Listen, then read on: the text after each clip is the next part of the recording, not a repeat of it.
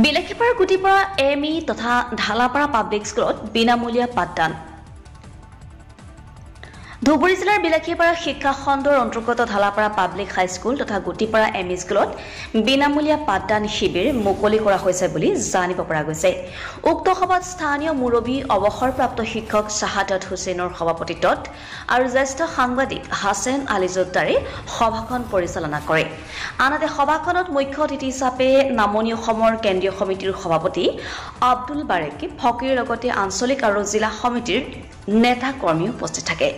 ইয়াৰ উপৰিও সভাখনত ক্ৰমে প্ৰধান শিক্ষক আবু বকৰ ৰেজাক, প্ৰধান শিক্ষক জোৰান আলী, শিক্ষক সুনাউল্য প্ৰামাণিক, শিক্ষক বেলাল হুছেইন, ৰফিকুল ইছলাম খান, মমিনুল ইছলাম, শাহজাহান আলী, মিজানুৰ ৰহমান, জহৰ আলী, ইয়াকুব আলী, আজিবুৰ ৰহমান, দেৱানী মুৰব্বী, সচেতন নাগৰিক, ছাত্ৰ ছাত্ৰী বিনামূলীয়াকৈ পাঠদান প্ৰদানৰ ক্ষেত্ৰত মুকলি সভাখনত গুৰুত্বপূৰ্ণ ভাষণ আগবঢ়োৱা পৰিলক্ষিত হয়।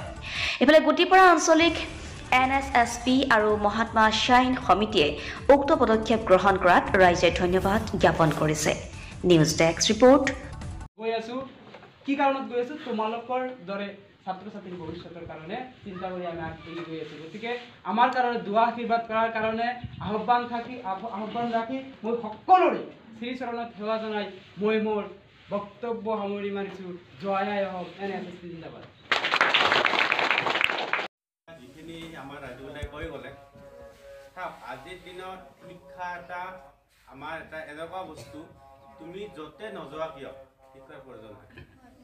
আজি তুমি ঘৰৰ পৰা বিলাসীপাৰাত যে যাবা, বিলাসীপাৰাত গ'লেও তোমাৰ শিক্ষাৰ প্ৰয়োজন। কেনেকৈ বিলাসীপাৰাত গ'লে তোমাৰ এটা মানুহে এটা এড্ৰেছ দিলে যে অমুক জেগাত তুমি আহিব লাগে, সেইখিনি জেগাত এটা এড্ৰেছ এটা বৰ্ড থাকে, সেইটো বৰ্ডটো কৰিব লগাই কিহৰ দৰকাৰ?